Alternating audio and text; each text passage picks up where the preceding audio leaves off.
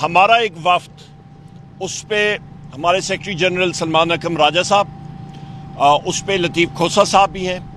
और हमारे साहिबजादा हामिद रज़ा साहब और सेनेटर अलामा साहब, ये सब जो हैं ये परसों के गए हुए हैं बलूचिस्तान, और बड़ी मुश्किल से वो सरदार अख्तर खान मेंगल साहब के काफ़िले के साथ जा मिले, और जहाँ पे धरना दिया हुआ है वो बलूचिस्तान के लोगों के हकूक़ के लिए गए हैं। और वहाँ पे बलूचिस्तान की हुकूमत ने उनका रास्ता रोका, उनको आगे नहीं जाने दिया। इस चीज़ को हम लोग कंडेम करते हैं। बलूचिस्तान में बारहा बार हम लोग कहते रहे हैं कि 8 अजला में किसी किस्म की रेट नहीं है, बल्कि वो ज़्यादा अजला हैं, हम तो कम बता रहे थे। और यही चीज़ आप देखें कि वो मोहसिन नकवी का पिछले साल स्टेटमेंट थी कि बलूचिस्तान एक सिर्फ SHO की मार है, तो किधर है वो SHO, कहाँ पे हैं वो लोग? और परसों बलूचिस्तान हुकूमत ने खुद ऐलान किया कि पूरे बलूचिस्तान के शहराओं में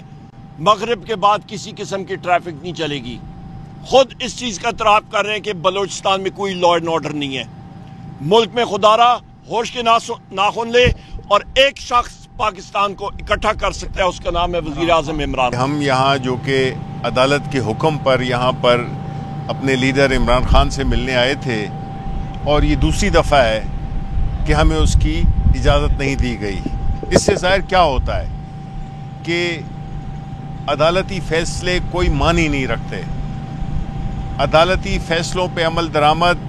करना ना करना ये मर्ज़ी पे डिपेंड करता है। कोई भी ऐसा मुल्क जिसमें कि अदालती फ़ैसलों को जूते की नोक पे रखा जाए, वो मुल्क नहीं कहला सकते अपने आप को, क्योंकि एक ऐसा कानून जिसके वो अपनी मर्ज़ी के ख़िलाफ़, अपनी मर्ज़ी के साथ ही उसको पिक एंड चूज़ किया जाए,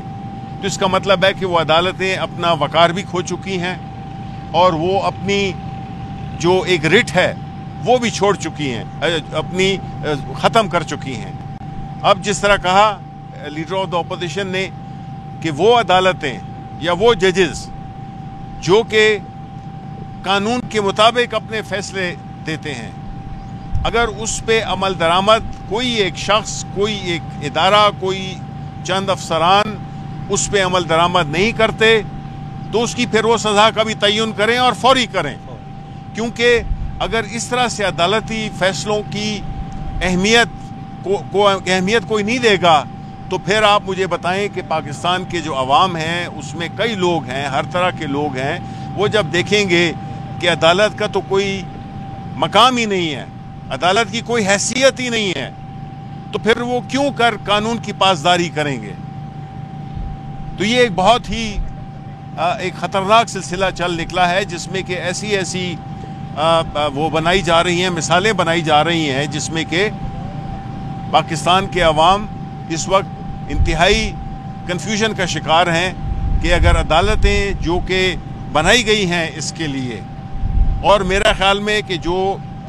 खान साहब के अलावा, बुशरा बीबी के अलावा यहाँ पे जितने भी कैदी बैठे हुए हैं, उनको अदालतों ने उनको सज़ा दी है, तो हमारे मुलाकात न करवाना अदालत की खुल्लम खुल्ला तौहीन है। और वो जजेस,